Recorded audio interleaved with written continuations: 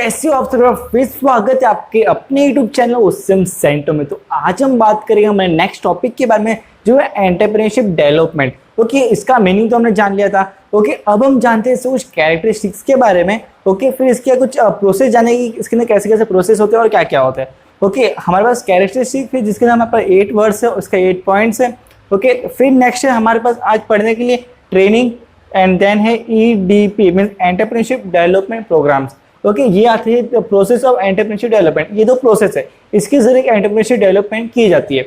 Okay, तो आज तो स्टार्ट करते हैं एक हमारे कैरेक्टरिस्टिक्स के साथ।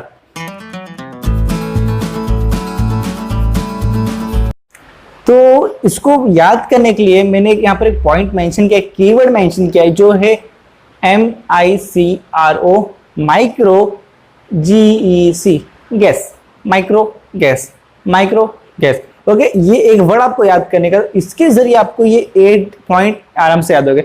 मैं बताता हूँ कैसे। M means managerial function, manager skill and leadership. Okay, फिर I innovation, C creativity, RO risk and organisation building. ये हो गया हमारा माइक्रो।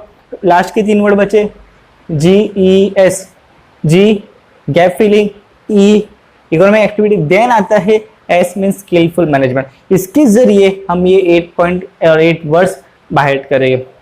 अब शुरू करते हैं इससे एक्सप्लेनिंग के साथ। पॉइंट तो बाहर हो चुका है हमें। M माइक्रो का M स्टार्ट करते हैं। M means manager skill and leadership. अब एंटरप्रेन्योरशिप में क्या होता है कि मतलब वो जो बिजनेस में आते हैं तो वो बिजनेस का एंटरप्रेन्योर मीन्स मेन बिजनेस का हेड है वो, उससे मैनेजमेंट करना और उसकी जो लीडरशिप रहेगा वो उससे करने में परफेक्ट आना चाहिए, उसमें वो स्किल्ड होना चाहिए। क्योंकि जब उसमें स्किल होगा तब वो अपने मैनेजमेंट को बराबर कर पाएगा और एक लीडरशिप की तरह एक लीडर बनकर अपने बिजनेस को लीड कर पाएगा। तो ये होता है एक मैनेजरियल स्किल एंड लीडरशिप में। बहुत सिंपल था। ओके, फिर आता है इनोवेशन।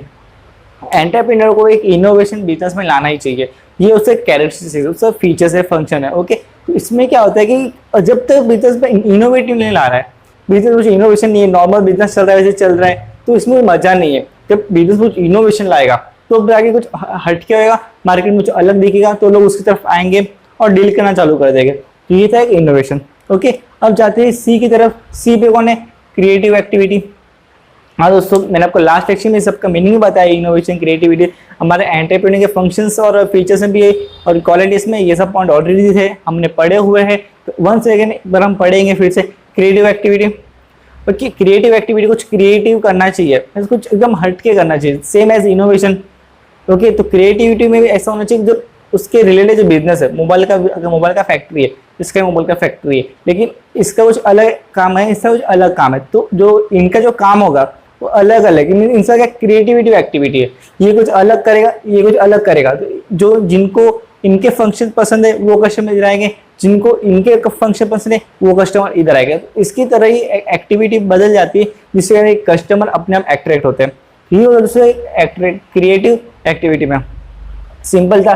फिर हमारा R मीन्स रिस्क बेयरिंग। हाँ दोस्तों, आपने तो 11th के फर्स्ट चैप्टर में पढ़ा है, बिजनेस में रिस्क होता है और उस बिजनेसमैन को रिस्क लेकर ही बिजनेस करना पड़ता है। सेम है एकदम। ओके, तो इसी के साथ एक एंटरप्रेन्योर को भी अपने रिस्क लेकर ही बिजनेस करना चाहिए। जब तक वो रिस्क नहीं ले रहा है, डर रहा है बिजनेस से, बिजनेस नहीं कर पाएगा, वो एंटरप्रेन्योर बन ही नहीं पाएगा। एंटरप्रेन्योर वो होता है जो रिस्क लेके काम करता है। किसके लिए काम करता है? प्रॉफिट कमाने के लिए काम करता है, एज वेल एज स्टैंडर्ड बनाने के लिए काम करता है। जब तक वो खुद का स्टैंडर्ड बढ़ता है तब तक वो अपना प्रॉफिट कमाता है और रिस्क लेते रहता है बिजनेस के अंदर। ओके, सिंपल था। फिर देखते हैं हमारा लास्ट का वो माइक्रो का लास्ट का वो ऑर्गेनाइजेशन बिल्डिंग। अपने ऑर्गेनाइजेशन का बिल्डिंग मीन्स जो उसका ऑर्गेनाइजेशन है उसको बिल्ड करेगा। लोग जिम जाते हैं बॉडी बिल्ड करने के लिए, बॉडी को बिल्ड करने के लिए जाते हैं, मीन्स क्या बोलते हैं? बॉडी बिल्डिंग बोलते हैं। ऐसे ही एक एंटरप्रेन्योर अपने ऑर्गेनाइजेशन को बिल्ड करता है। ओके, वो बिल्ड करता है, उसको डेवलप करता है, उसको ग्रो करता है, नवी नवी एक्टिविटीज लाते रहता है, उसके अंदर इनोवेशन लाते रहता है, उसके जरिए एक अच्छा बिजनेस ग्रो करते हैं। तो ऑर्गेनाइजेशन बिल्डिंग उसे बिल्ड करता है। सेम। फिर आता है हमारा जी गैस का GES मीन्स हमारा G गैप फिलिंग फंक्शन। अगर बिजनेस में कुछ भी खामी आती है, मीन्स बिजनेस में कोई प्रॉब्लम आती है, कुछ भी अड़चन आती है, तो उसको फुलफिल करने वाला एंटरप्रेन्योर ही होता है। ओके, अगर बिजनेस में कोई प्रॉब्लम आ गई, अगर किसी ने हमारे बिजनेस पे केस डाल दिया, तो उससे लड़ने वाला, उस बिजनेस को, उस केस को या फिर उस प्रॉब्लम को देखने वाला उनको एंटरप्रेन्योर ही होगा। तो इसी के कारण हम बोलते हैं गैप फिलिंग फंक्शन। एंटरप्रेन्योर का फंक्शन होता है, एंटरप्रेन्योर का काम होता है किसी भी गैप को, हमारे कुछ भी अड़चन आ रही है, खामी आ रही है, उस खामी को, अड़चन को भरने के लिए एंटरप्रेन्योर काम आता है। ओके, वही था। तो ई means economic activity, economically activity करते हैं। ओके, पैसे के लेन देन, इकोनॉमिक एक्टिविटी। तो इकोनॉमिकली एक्टिविटी जब पैसे से ही वो बिजनेस करते हैं, जब वो पैसे से बिजनेस करेगा तो भी वो प्रॉफिट कमाएगा। ओके, और अनदर वन, अगर वो अच्छा बिजनेस कर रहा है तो ऑटोमेटिकली हमारे जो इंडिया की इकोनॉमिक है, जिस कंट्री में बिजनेस कर रहे हैं उस कंट्री इकोनॉमिक अपने आप बढ़ेगी। अगर वो एकदम अच्छे लेवल बिजनेस कर रहे हैं, एकदम हाई लेवल बिजनेस कर रहे हैं, ऑटोमेटिकली इकोनॉमिक बढ़ती जाएगी। तो ये भी एक होता है इकोनॉमिक एक्टिविटी, इकोनॉमिकली एक्टिविटी करते हैं लोग। ओके, फिर लास्ट देखते हैं हम एस, मीन्स क्या, स्किलफुल मैनेजमेंट। ये तो हमने इधर ही देख लिया था मैनेजर स्किल में कि उसकी जो स्किल होनी चाहिए मैनेजरली होनी चाहिए एंड लीडरशिप होना चाहिए, उसको मैनेजमेंट करने अच्छा से आना चाहिए और लीडरशिप करने आनी चाहिए। वही सेम पॉइंट इधर भी, स्किलफुल मैनेजमेंट। जब वो मैनेजमेंट कर रहा है तो स्किल्ड करना चाहिए, ऐसे नहीं आ गया इनको ये सब काम बता दिया और हो गया इसका मैनेजमेंट, ऐसे नहीं। वो परफेक्ट टाइमिंग पे आ रहा है, सबको परफेक्ट काम बता रहा है, सबको परफेक्ट करना सिखा रहा है कि कैसे कैसे तुम लोगों को ये वर्क कैसे करना है, ये तुम्हें ऐसे करना है, तुम्हें इतना भी ये करना है, सब वर्क परफेक्ट सिखा रहा है, सब एकदम परफेक्ट मैनेज करके ले रहा है, कुछ आगे पीछे नहीं हो रहा है। ओके, उसको बोलते हैं स्किलफुल मैनेजमेंट। सिंपल था। इसी के साथ एकदम इजीली हमारे 8 पॉइंट फिनिश हो गए। हमने इसके बारे में जान लिए, हमें 8 पॉइंट बाय हेड कर लिए। क्या था, माइक्रो गैस फर्स्ट पे था, managerial skill and leadership. Okay, फिर सेकंड पे है आई, आई क्या था, इनोवेशन। फिर आता है सी, क्रिएटिव एक्टिविटी। ओके, फिर आता है आर, रिस्क बेयरिंग। फिर आता है ओ, ऑर्गेनाइजेशन बिल्डिंग। ओके, फिर ये तो हो गया हमारा माइक्रो। अब जाते हैं गैस पर, जी गैप फिलिंग फंक्शन। फिर आता है हमारे पास E, E means economic activity. Then आता है हमारे पास एस, एस मीन्स होता है स्किलफुल मैनेजमेंट। ओके, इजी था।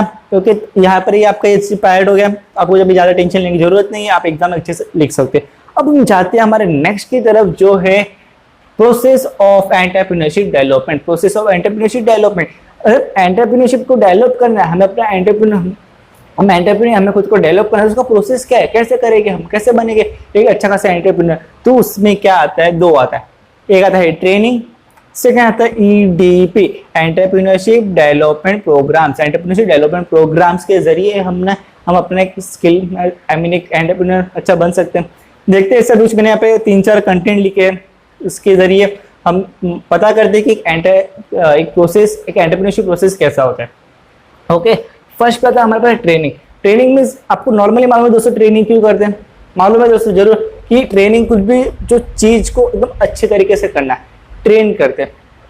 ओके, अब किसी भी ऑफिस में कोई भी अगर नया एम्प्लॉय ज्वाइन होता है तो उसको 3 महीने 6 महीने की ट्रेनिंग दी जाती है, ऑब्वियसली दी जाती है। तो इसमें क्या होता है कि वो अच्छा ट्रेनिंग करता है, जब वो अच्छा ट्रेनिंग करेगा तो अच्छा काम करेगा, तो कंपनी को अच्छा प्रॉफिट होगा, कुछ लॉस तो होगा नहीं। इसी कारण एक ट्रेनिंग करने से कि जो एंटरप्रेन्योर है वो वेल स्किल्ड होता है, उसका डेवलपमेंट क्वालिटी बढ़ जाती है। ओके, देखते हैं फिर अभी यहाँ पर मेंशन है फर्स्ट पॉइंट हमारे पास, entrepreneurship are born not made. Entrepreneurship are born not made, क्या आपको लगता है ये राइट है? ओके, मैं तो बोल सकता हूँ 50-50 भी नहीं, मीन्स ऑलमोस्ट ना के बराबर। एंटरप्रेन्योरशिप, ये लोग बोल रहे हैं entrepreneurship are born not made. Entrepreneurship पैदा से एंटरप्रेन्योरशिप बन जाते, जैसे घर में बच्चा हुआ वो एंटरप्रेन्योर बन जाते हैं। ओके, या फिर उसके अंदर स्किल बन जाती है बचपन से वो बिजनेस करने का। किसी किसी में होता है जिसको बिजनेस करना पसंद है, वो बचपन से बिजनेस में ध्यान देता है, उसके ज़्यादा बढ़ जाए तो उसके नॉलेज आ जाती है कि आगे जाके और कैसे बिजनेस करना है। ओके, वो हो जाते हैं, एक बार समझ सकते हैं। लेकिन ये लोग क्या बोल रहे हैं, आर नॉट मेड, हम एक एंटरप्रेन्योर को बना नहीं सकते, ऐसा नहीं होता।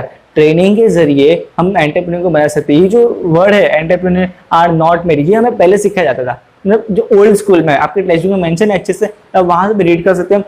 ओल्ड स्कूल में ये सब बताया जाता था, लेकिन अभी modern school thought does not agree with this belief. ये जो मेंशन है, स्टेटमेंट मेंशन है, ये सब बिलीव नहीं करते, एग्री नहीं करते।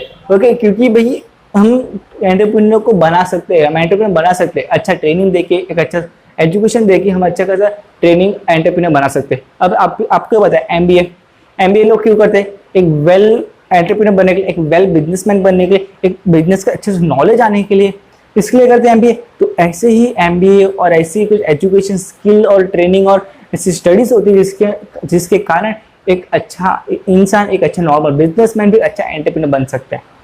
ओके, ये तो था हमारा फर्स्ट पॉइंट। तो सेकंड पॉइंट देखते हैं, good entrepreneur can made by taking training and education. Simple. Okay, एक अच्छा एंटरप्रेन्योर बनने का है तो अगर वो अच्छा कुछ ट्रेनिंग ले रहा है, अच्छा एजुकेशन ले रहा है, तो ऑटोमेटिकली अच्छा एंटरप्रेन्योर बनेगा। बहुत ही सिंपल था।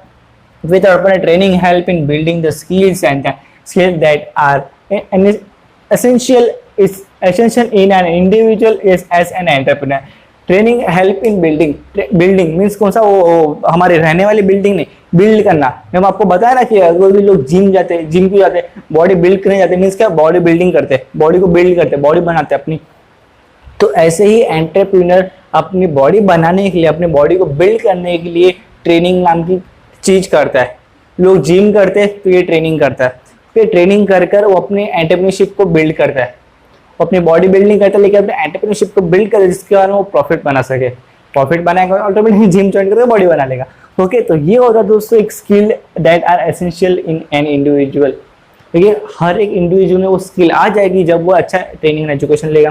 Okay, 4 point, individual gets knowledge of marketing goods, production method and consumer education. अब जो इसमें ट्रेनिंग लेते हैं लोग, इनको सिखाया जाता है, क्या क्या सिखाया जाता है, नॉलेज ऑफ मार्केटिंग गुड्स के बारे में कि गुड्स का मार्केटिंग कैसे करना है, मार्केट में कैसे कैसे गुड्स होते हैं, उन्हें कैसे बेचे जाते हैं, उन्हें सेल्स का सब नॉलेज दिया जाता है।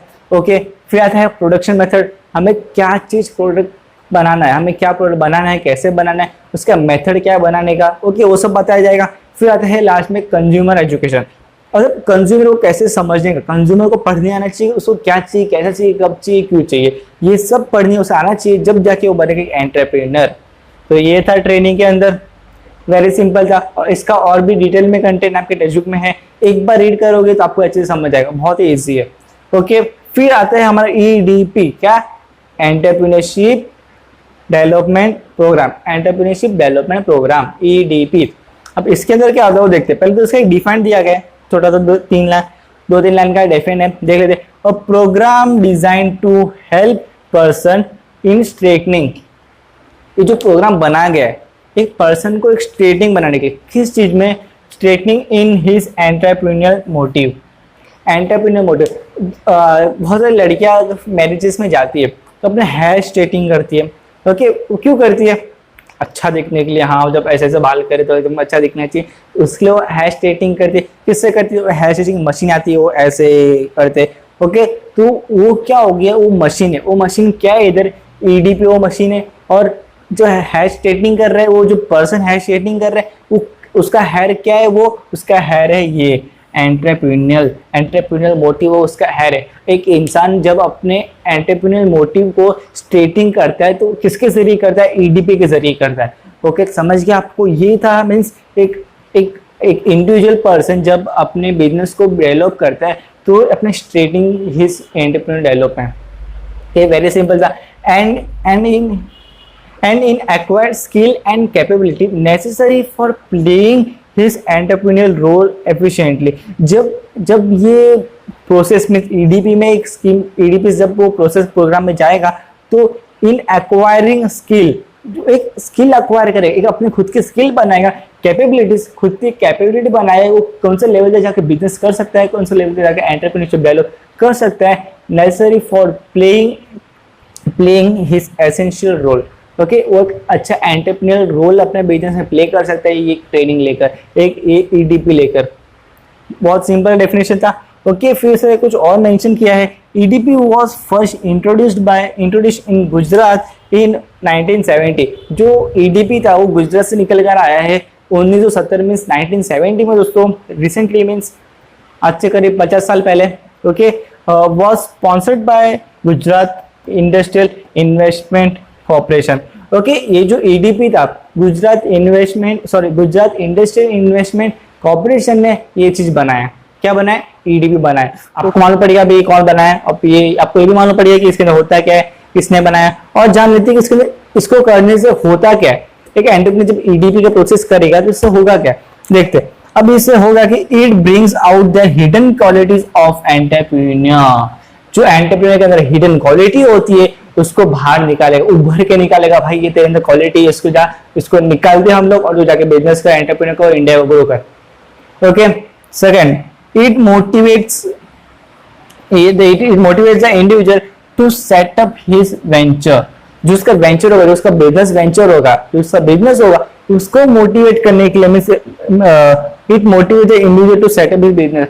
जब वो लोग एंटरप्रेन्योरशिप की प्रोग्रेस के प्रोसेस करते हैं, उसकी ट्रेनिंग ली करते हैं वो लोग, तो उनके लिए मोटिवेट आ जाते हैं, वो लोग मोटिव हो जाते हैं कि वो अपना बिजनेस अच्छे से सेटअप कर सकते हैं बिना किसी वरी के, अच्छा एंटरप्रेन्योरशिप बन सकते हैं। तो इसी के साथ ये भी हम मान सकते हैं कि ईडीपी बहुत अच्छा होता है। तो और भी ऐसे बहुत सारे लोग ट्रेनिंग देते हैं इसके अंदर की, जब हम बिजनेस स्टार्ट करते हैं, बिजनेस को स्टार्ट करने के बाद एक अच्छी ट्रेनिंग भी दी जाती है, एक स्किल बिजनेस बनते हैं, इसके बाद मोटिवेट हमें मिल जाती है। ओके, तो ये था हमारा आज का कंटेंट जो हमने पढ़ा है। पहले कैरेक्टरिस्टिक्स के बारे में कि इसमें 8 पॉइंट होते हैं, जो माइक्रो जेस के बारे में पढ़ा था, माइक्रो गेस के बारे में पढ़ा। देन हमने इसके बारे में, इसका प्रोसेस के बारे में जाना था, प्रोसेस ऑफ एंटरप्रेन्योरशिप डेवलपमेंट, इसके अंदर हमने ट्रेनिंग और एडीपी देखा था अच्छे से कंटेंट के अंदर। तो अगर आपको इसमें कुछ भी डाउट हो, आप कमेंट सेक्शन में जरूर पूछ सकते हो। वीडियो पसंद आए तो जरूर लाइक करो, शेयर करो। Okay, thank you.